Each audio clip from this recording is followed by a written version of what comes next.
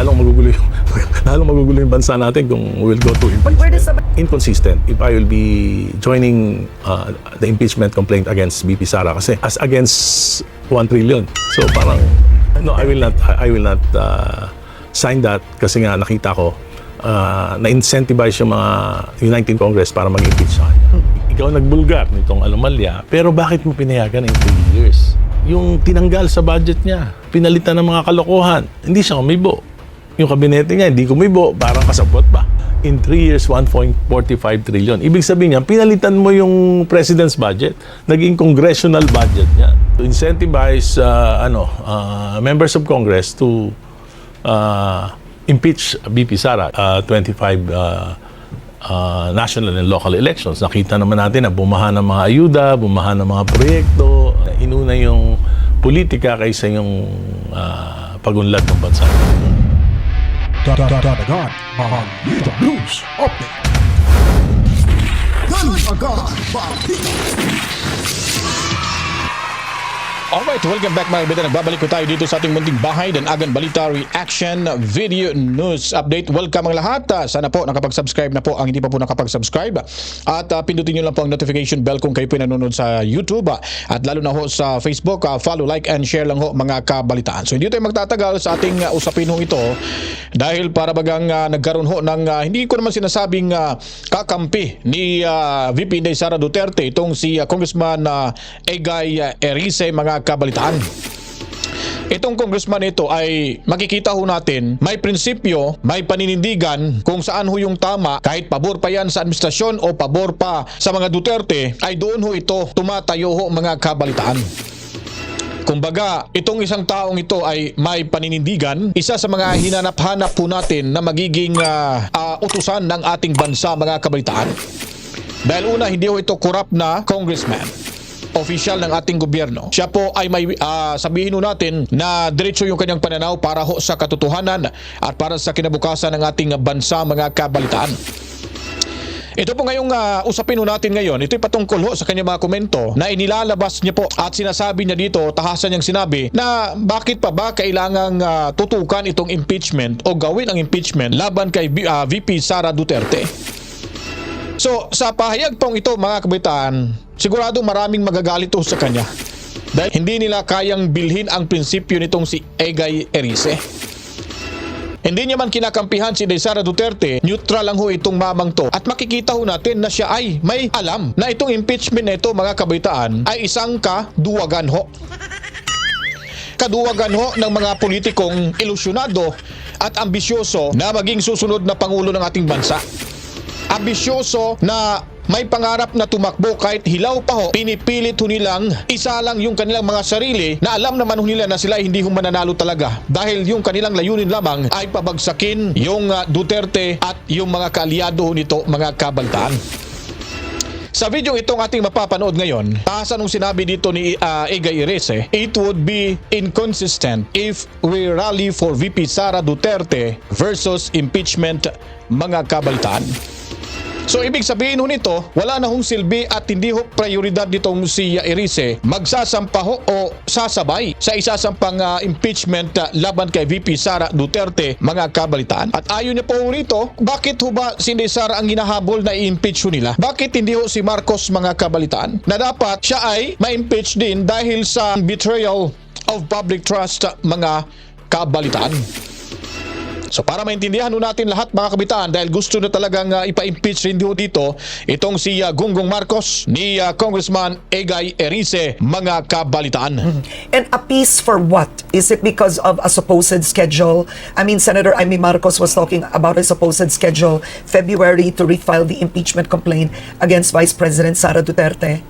Well, siguro, pero lalong magugulo yung bansa natin kung we'll go to impeachment. But where does the minority stand? I mean, you do have iba-iba kami ng iba-iba kami ng positions, pero ako, ang sabi ko nga parang inconsistent if I will be joining the impeachment complaint against VP Sara kasi she was accused of embezzling 125 million and 500 million in the DepEd as against 1 trillion. So parang kung buti pa impeach na lang natin pareho para fair. I don't think that's possible, seriously speaking. So are you saying you will not support the impeachment of Vice President Sara Duterte? No, I will not sign that kasi nga nakita ko na-incentivize yung mga United Congress para mag-impeach sa kanya. So paano yun? By saying this right now on the head start, baka wala ka ng pondo. May ilabas sa'yo. Ay, okay lang yan, talagang ganyan. Does it really happen? Well, alam mo, tagal ko na sa politics, 50 years eh. So this is my, siguro mga last days in politics. So gawin ko na lang. So ito dapat ang palakpakan ho natin mga kabalitan dahil talagang bit-bit ho lagi nitong yagbols nito. Di ba? O ano sabi dito ni Karen Davila? Ito sinabi mo na.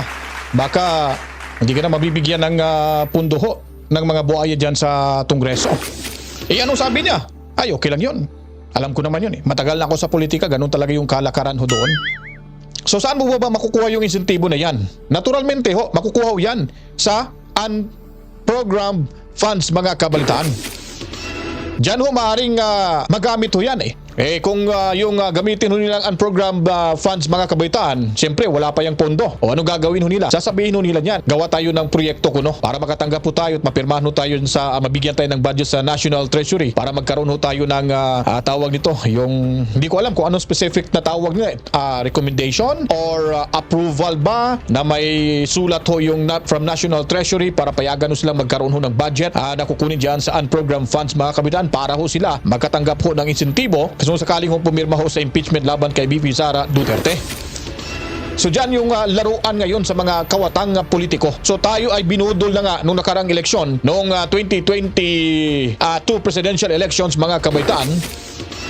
Hanggang ngayon, magpapabudol pa rin ho ba tayo? Yung mga kongresista ho, dyan sa may bandang Samar, sa may Eastern Visayas, hindi ko naman nilahat, pero alam nyo kung sino yung napakakawatan ho na congressman na ang hamon lamang ay pera at posisyon sa gobyerno para mapanatili ho yung kanilang personal interest para magpakayaman ho. Tapos tayong mga taxpayers ang naghihirap dahil sa kanilang kasakiman mga kabalitaan.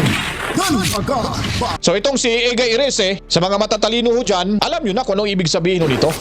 Sa mga bangag vloggers, mga tanso vloggers, yung mga newly hired bangag supporters at vloggers na kung saan kung mapanood ho nila, sigurado ititwist ho nila itong storya ito. Baka sasabihin, oy baka si Erice, alam na siguro kung tatakbo si Inday Sara Duterte, ito ay magiging kalyado ni Inday Sara o di kaya baka binayaran na.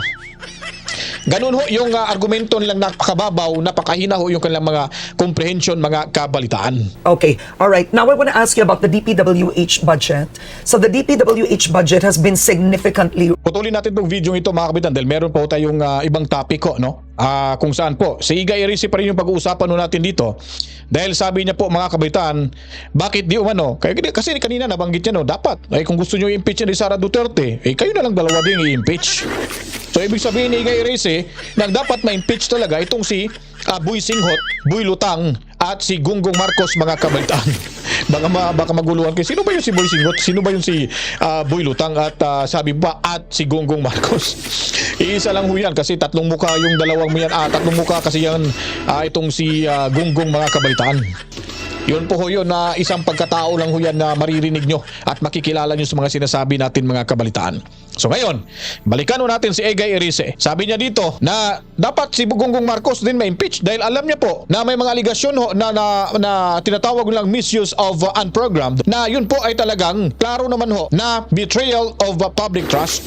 Yun po yung nabanggit natin kanina. Kasi nga, itong insentibong ibibigay ho nila para pumirma sa impeachment laban kay Sara Duterte, sigurado dyan kukunin mga kapitan dahil hindi na ho sila nakakalusot sa mga programa ho nila na nilalagay ho nila sa NEP na kuno para dito, para ganon. I mean, doon sa BICAM na rin, hindi na nila kakalusot dahil marami na ho mga senador na nagbabantay ho. So, yung unprogram na sinasabi, andyan pa rin ho.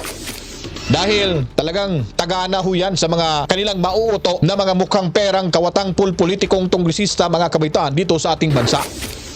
So ayon pa dito ni Erice na kailangan managot din dito si Bongit. Bakit mo kasi pinayagan itong mga kasamahan mo dati sa 19th Congress at pagsimula ng pag-upo mo, nagkakalitsi-litsi na yung ating bansa, ekonomiya at yung mga kababayan natin na talagang lugmok pa rin ho tayo sa kahirapan mga kabalitaan.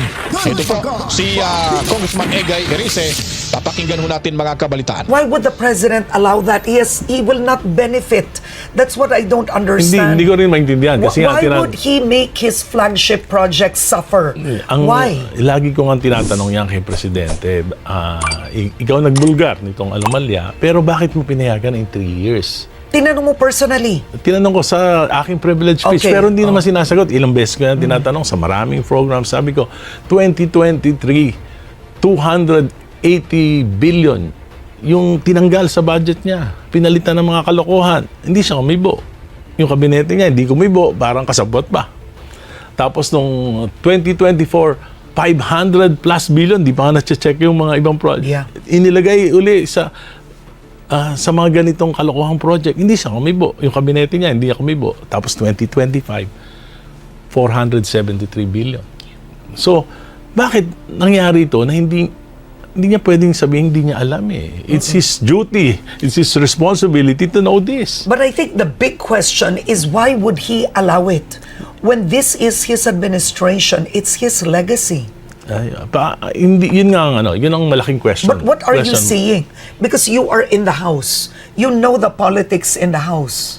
Well, kasi hindi naman unprecedented to eh. Unprecedented to, 19 Congress. Wala naman ako ng 19 Congress. Nung mga nakaraang Kongreso, hindi naman maliit lang yung mga insertions, yung mga diversions, unprecedented yung in 3 years, 1.45 trillion. Ibig sabihin niya, pinalitan mo yung president's budget, naging congressional budget niyan.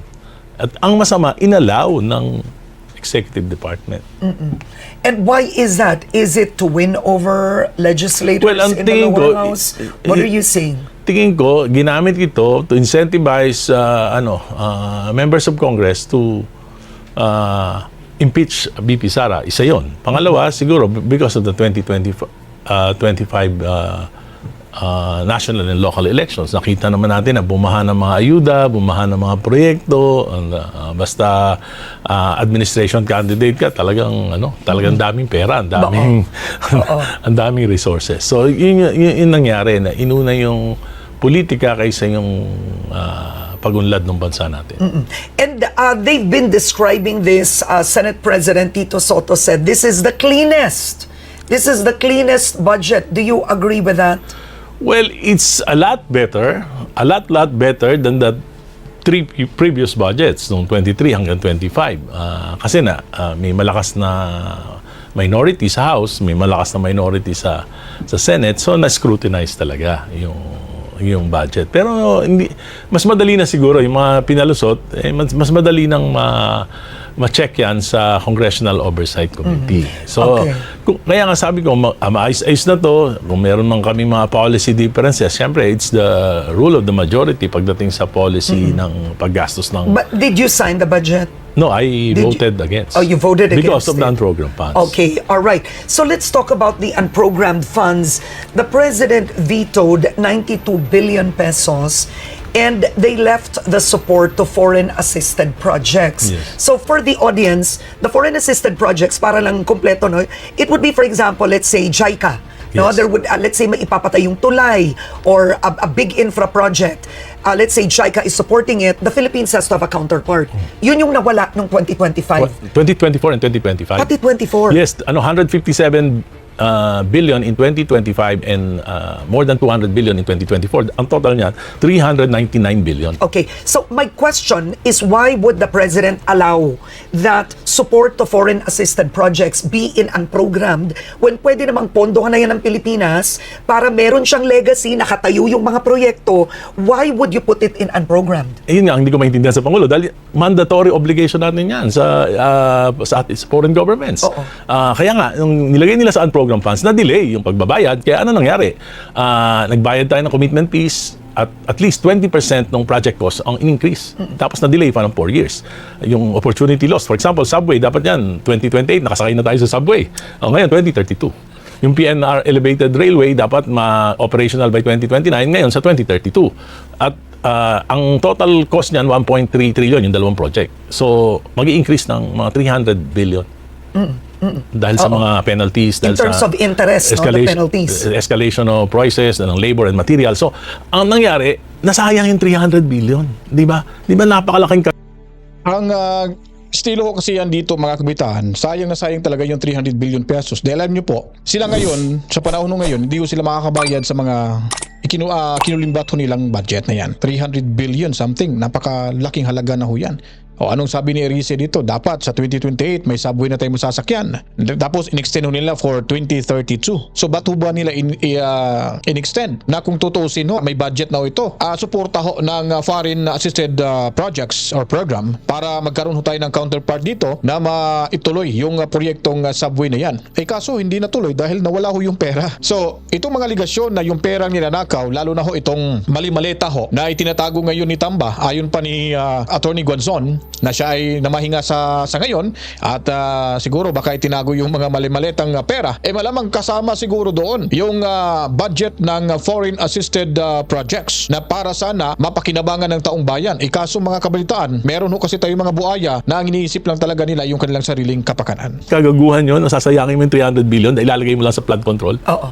Tapos, yung 300 billion, siguro matatapos natin sa 300 billion, baka wala na tayong backlog sa classroom. Pero ang tanong ko, kung nangyari na ang pagkakamaling yun noong 2024 at 2025, bakit pa nila uulitin at i-unprogram Hindi, kasi ulit ito, ang foreign assisted ang projects? reasoning nila dito, meron daw mga hindi pa na-submit na documents for these flagship projects. Kaya hindi pa talaga kaya pwedeng pondohan. Yun ang sinasabi nila. Ngayon, for convenience, nilalagay na nila. Pero hindi pa nga hindi pa nga, ibig sabihin, hindi na-discuss sa Kongreso kung ano yung proyekto na ito dahil kulang pa nga sa mga documents. Kasi ang ginagawa nila, mula pa naman noon, for convenience sake,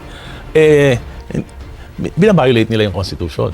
Simula noong 1989. Pero ito, ang pinakamasama, kaya kinakailangan na natin tuldukan ito dahil nagamit na talaga to na para magnakaw. Magnakaw. Ginamit na to para magnakaw. So Representative De Lima and I are citing 5 provisions of the Constitution and we are set to file it tomorrow. Okay. Para once and for all, ma-decision na ng Actually, you've read 2 of them. Do you want to continue Yes, with the yung other 3? Article 6, Section 24 and 25, which limit Congress power of appropriation and preserve the constitutional separation between legislative appropriation and executive execution by restricting Congress from increasing the President's budget recommendation.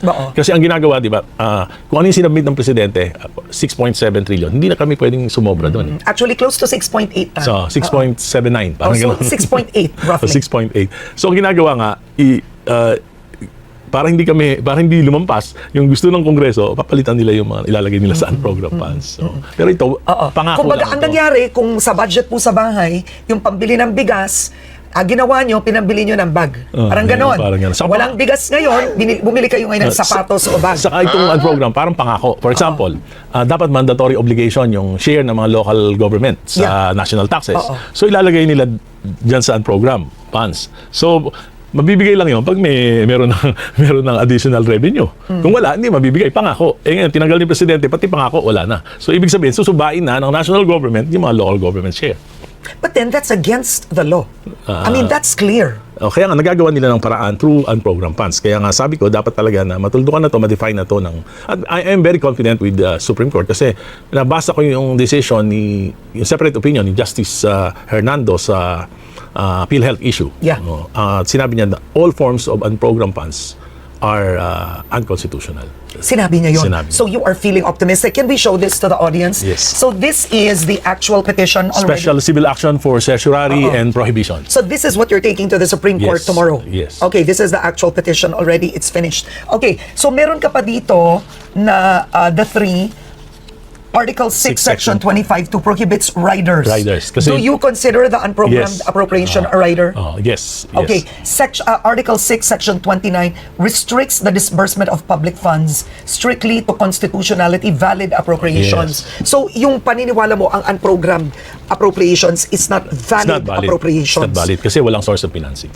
So, I want to move now to what's interesting with the budget is it's been described as pork-riddled, right?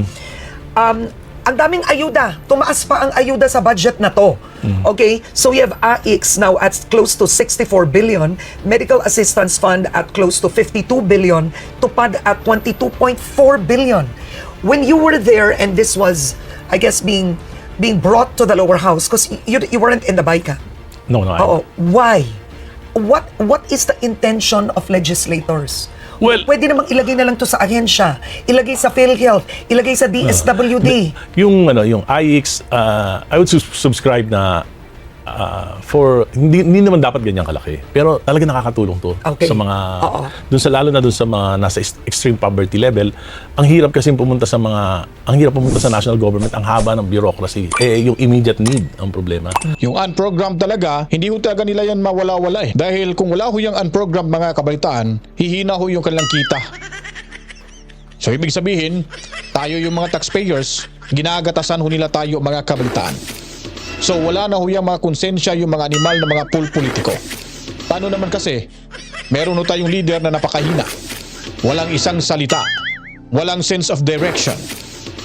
Dinidiktahan ng kahit sino-sino dyan sa bahay ni Kuya. Kaya yung mga direksyon na sana ay papuntang kaginawaan ay dumiretso sa kalugmukan mga kabalitaan. Dagdagan balita. At itong si Egay Erice, ito yung klaseng tao, politiko na kailangan ho natin. Sana dumami pa itong si Egay Erice dahil po mga kabaitaan, pag meron ho tayong ganitong klaseng pag-iisip na politiko, marahil napakabilis lamang nating abutin ang pinapangarap natin na mas lumago pa ang ating ekonomiya ng bansa at matulungan ang mga naghihikahos ho nating mga kababayan na nasa laylayan mga kabalitaan. Yung mga kanilang mga kinukulimbat, kung ibinigay ang diretso sa mga nangangailangan ng tulong, pagpapatayo ng mga infrastruktura at kung ano-ano pa, marahil mga kabalitaan, wala hong ganitong sigalot, walang ganitong pagtitipon-tipon sa lansangan, walang mangyayaring kaguluhan at panggigipit sa administrasyong ito mga kabalitaan sa mga kaalyado ng mga Duterte. Ito lang po ang panahon ni Tatay Digong Duterte, naranasan natin yung kaginhawaan kahit papaano. Nagsimula pa kasing buksan ang pintuan para sa kaginhawaan sa panahon ni Tatay Digong Duterte. Kung ito po ay ipinagpatuloy yung kanyang adikain at yung kanyang legasiya mga kabaitaan, tayong lahat ay tuloy ang pagkakaisa. Marahil tuloy ang ligaya, ang pagkakaisa at ang pagkikipagkapwa-tao mga kabalita. Dagdagan balita. Maraming nagtatanong kung sino bang nagsimula ho ng gulong ito. Kayo na pong humusga. Kasi kung kayo po magtatanong sa akin mga kabitaan, yung kaguluhan, yung gusot na ito nagsimula, wala na hong ibang administrasyon na dapat sisihin. Itong pag-upo lamang ho ni Gonggong Marcos, ni Boy Singhot at Boy Lutang mga kabalitaan. Kung nagustuhan niyo po itong ating video presentation, huwag niyo pong kalimutan mga kabitaan, magtulungan ho tayong isiwalat itong mga impormasyon na ating inilalahad ho sa ating munting bahay sa mundo ho ng social media mga kabitaan. Follow, like, and share sa Facebook at subscribe, then pindutin ang notification bell sa YouTube mga kabitaan. Pinakitso tayo sa ating pagbabalik para sa kadagdagang may impormasyon na nakalap po natin sa loob ng 24 oras dito lamang ho sa mundo ng social media sa Danagan Balita Reaction Video News Update. Kapag ang tao po ay inaapi, mas lalo itong titibay at sa kahulilian siya po ay magwawagi dahil sa patuloy nitong pagipaglaban para sa katotohanan at sa kinabukasan ng ating inang bayan. Tandaan niyo po, there will be a time of reckoning. To God be the glory. Wawa, chip chip. Peace out. Dagdagan balita.